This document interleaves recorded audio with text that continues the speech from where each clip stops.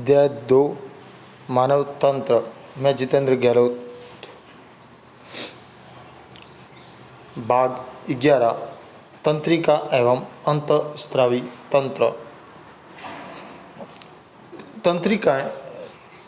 तंत्रिकाओं से सामान्य ये अपन कह सकते हैं कि हमारे शरीर में प्रत्येक भाग द्वारा जब कोई एहसास अर्थात कोई वस्तु महसूस की जाती है वह वस्तु तुरंत मस्तिष्क तक पहुंच जाती है। जैसे कि पैरों में कांटा चुभने पर उस सूचना का मस्तिष्क तक पहुंचना जिस प्रक्रियाओं द्वारा संपन्न होता है उसके अंदर का जिन अंगों द्वारा भाग लिया जाता है हम उन्हें तंत्रिकाएं कह सकते हैं। मनुष्य के विभिन्न अंग आपस में एक दूसरे के साथ जो परस्पर सहयोग करते हैं अर्थात में आपसी तालमेल बना हुआ है। जैसे कि दिमाग द्वारा संकेत देते ही हस्त स्वतः संचालित हो जाते हैं, वहीं इन सभी का इस प्रकार समन्वय के साथ कार्य करना अंग तंत्रों के आपस में समन्वय हेतु ही शरीर विशेष तंत्रों का भी निर्माण करता है, जिसे तंत्रिका तंत्र के नाम से जाना जाता है। अर्थात हमारे शरीर द्वारा इन प्रक्रियाओं को नियंत्रित करने के लिए भी एक अलग से तंत्र कार्य करता है। विभिन्न तंत्रों में समन्वय को बेहतर ढंग से स्थापित करने हेतु मानव शरीर में एक अन्य तंत्र जिसे अंतःस्रावी तंत्र कहा जाता है कार्य करता है, और यही तंत्रिका तंत्र सभी कोशिकाओं के कार्यों का नियंत्रण नहीं करता अर्थात नहीं कर सकता। अंतःस्रावी तंत्रों में कई नलिका विहीन ग्रंथियां भी होती है, जिसके अंतर्गत अर्थात यह हार्मोन को सीधा शरीर में छोड़ देती है, तो कुछ ग्रंथियां हार्मोन को रक्त के साथ शरीर में छोड़ देती है। ये हार्मोन एक संदेशवाहक का कार्य करते हैं, अर्थात जिस प्रकार मस्तिष्क से आई एक सूचना हमारे शरीर के विभिन्न अंगों तक पहुंचा दी जाती है, तो ये एक संदेशवाहक की तरह कार्य करते हैं। जैसे कि एक डाकिया भी एक पोस्ट को एक स्थान से दूसरे स्थान पर ले जाने का कार्य करता है, एक संदेश को ले जाने का कार्य करता है। विभिन्न अंगों के इन क्रियाकलापों को नियंत्रित भी किया जाता है। उपरोक्त दोनों तंत्र वातावरण के अनुसार ही प्राप्त जानकारी व संवेदनाएं को विभिन्न अंगों तक पहुंचाना, उनकी प्रतिक्रिया करना तथा विभिन्न अंगों के मध्य सामंजस्य बैठाने का कार्य किया जाता है। जैसे कि एक व्यक्ति के आँखों पर बहुत अत्यधिक तेज प्रकाश होते ही आँखें स्वतः ही बंद हो जाती हैं, लेकिन वास्तव की प्रक्रिया ये है कि जब उसकी आँखों पर प्रकाश पड़ता है तो उसके आँखों की तंत्रिकाओं द्वारा एक संकेत मस्तिष्क को भेजा जाता है और मस्तिष्क उसके प्रभाव में पुनः आँखों को बंद करने का एक संकेत भेज देती है। उसी प्रकार एक व्यक्ति के दौड़ते हुए शरीर को तुरंत रोक पाना संभव नहीं हो पाता, लेकिन यदि किसी दौड़ते हुए व्यक्ति के पैर में कांटा चुभ जाए उस स्थिति में वो तुरंत उस पैर को ऊपर कर एक पैर पर ही थोड़ी देर दौड़कर अपने शरीर को कंट्रोल कर सकता है। ऐसा क्यों हुआ? क्योंकि यदि सामान्य परिस्थितियों में नहीं, लेकिन जब विशेष परिस्थितियाँ उत्पन्न हुई तो हमारे शरीर के तंत्रिका तंत्र ने उसे उस प्रकार का संकेत भेजा और हमारे शरीर को बीच में जो सामंजस्य बिठाने का कार्य उन तंत्रिका तंत्रों द्वारा किया गया। मानव का तंत्रिका तंत्र। मानव तंत्रिका तंत्र एक ऐसा ही तंत्र है जो अंगों व वातावरणों के मध्य विभिन्न अंगों के मध्य सामंजस्य भी स्थापित करता है। साथ ही ये विभिन्न अंगों के कार्यों को नियंत्रित करने का कार्य भी करता है। सामान्यतः इन केंद्रीय तंत्रिका तंत्रों को दो भागों में बांटा गया है, केंद्रीय तंत्रिका तंत्र व परिधीय तंत्रिका तंत्र। केंद्रीय तंत्रिका तंत्र में प्रथम भाग मस्तिष्क, वहीं दूसरा मेरुरज्जु के रूप में कार्य करता है, तो वहीं परिधीय तंत्रिका तंत्र में गुशिकाएँ व शरीर में फैली हुई तंत्रिकाएँ इसके भागों को कार्यों को संपन्न करने का कार्य करती है। मानव तंत्रिका तंत्र एक ऐसा तंत्र है जो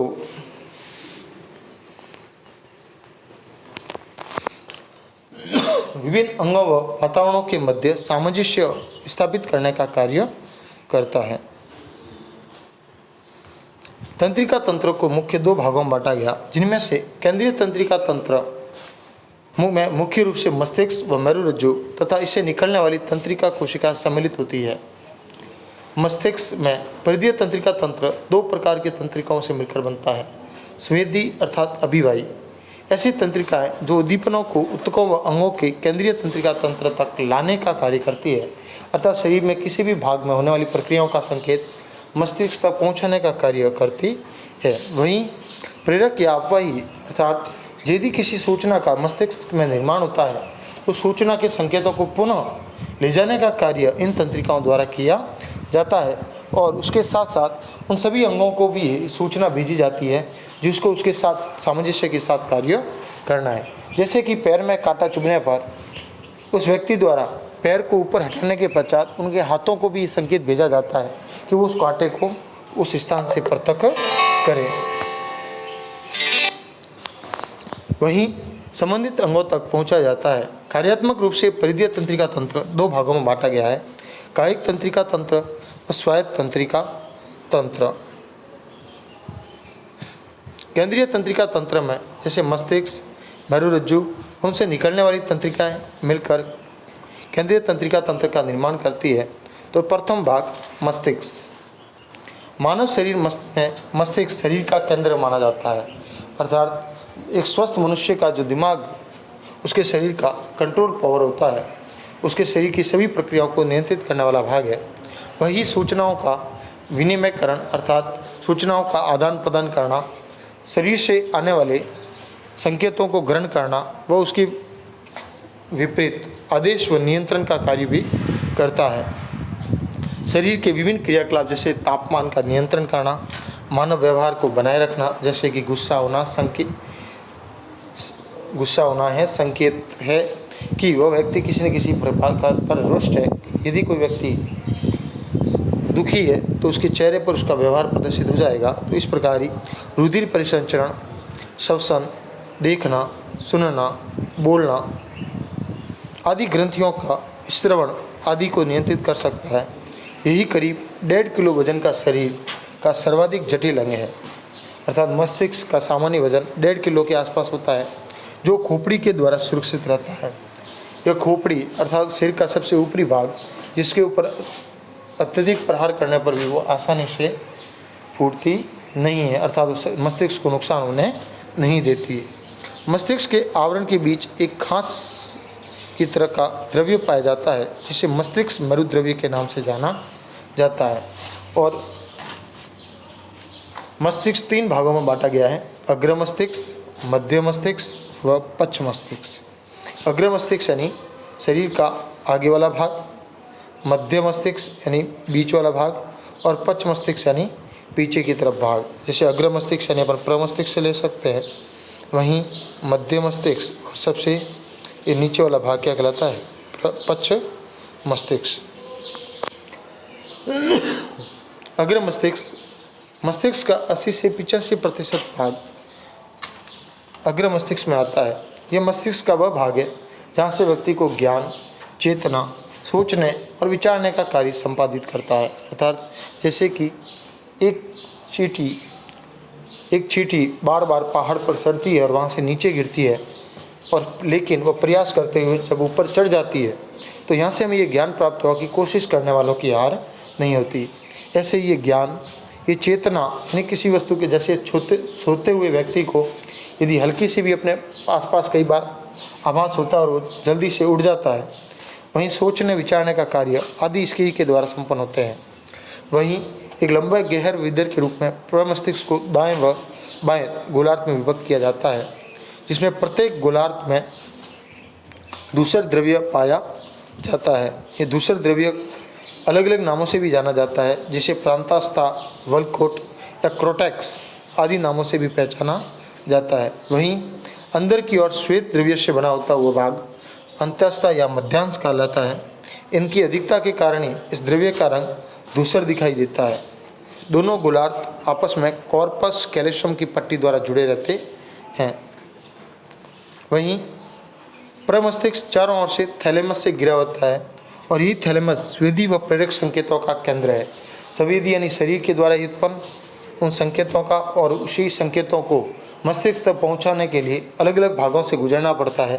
तो वह संकेत जब धीमे हो जाते हैं तो उन संकेतों की प्रकार को बढ़ाने के लिए प्रेरक संकेतों का कार्य करते हैं। तो इसलिए ये संवेदी व प्रेरक संकेतों का केंद्र है। अग्र मस्तिष्क के डाइएंसीफिलर भाग जो कि थैलेमस के ऊपर स्थित है उसमें हाइपोथैलेमस पाया जाता है, जो कि भूख, प्यास, निद्रा, ताप, थकान व मन की भावनाओं आदि की अभिव्यक्ति का ज्ञान करवाता है। दूसरे द्रव्य में कई प्रकार की तंत्रिकाएं भी पाई जाती है। अगला है मध्य मस्तिष्क यानी मध्य भाग, जो मुख्य तौर पर 4 भागों में बांटा गया है और इसके चारों भाग हमारे शरीर की श्रव्य अर्थात सुनने व दृश्य यानी देखने की प्रक्रियाओं पर नियंत्रित करती है। ये 4 पिंडों में बटा हुआ भाग है जो हाइपोथैलेमस तथा पश्च मस्तिष्क के मध्य स्थित होता है। इसके प्रत्येक पिंड को कॉर्पोरा क्वाड्रिजेमिन कहा जा सकता है। इसके ऊपरी दोनों पिंड दृष्टि यानी देखने के लिए और निचले दोनों ही पिंड श्रवण यानी सुनने के लिए उत्तरदायी होते हैं। वहीं पश्च मस्तिष्क यह भाग अनुमस्तिष्क, पोन्स तथा मध्यांश इन तीनों भागों को सम्मिलित कर अर्थात समाहित कर बनता है।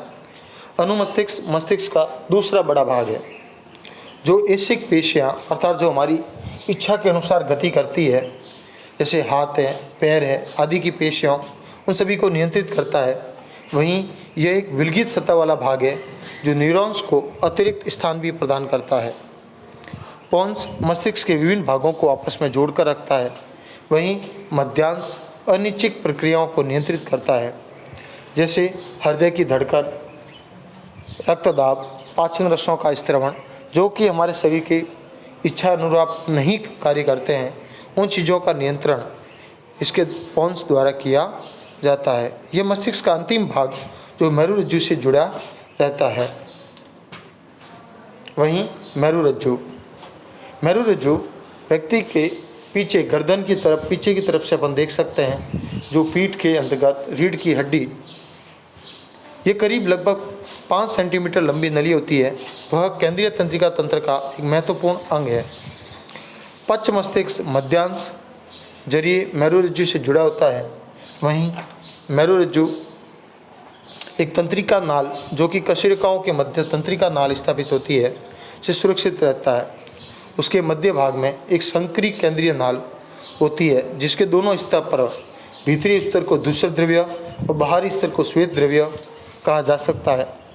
दूसर द्रव्य मेरुरज्जु के भीतर उसके प्रारंभ से अंत तक एक लंबे स्तंभ के रूप में कार्य करता है, अर्थात मेरुरज्जु को सीधा रखने में सहायता करता है। मेरुरज्जु मुख्यतः प्रतिवर्ती क्रियाओं के संचालन व नियमन करने का कार्य करता है। प्रतिवर्ती क्रिया का मतलब है कि जो सूचनाओं का तुरंत प्रतिक्रिया करना, जैसे कि कांटा लगने पर उस कांटे को निकालने की जो सूचनाओं का प्रतिबंध करना, यदि हाथ जल रहा है तो वहाँ पर तुरंत मुंह से उसे ठंड का एहसास दिलाना अर्थात फूंक मारना।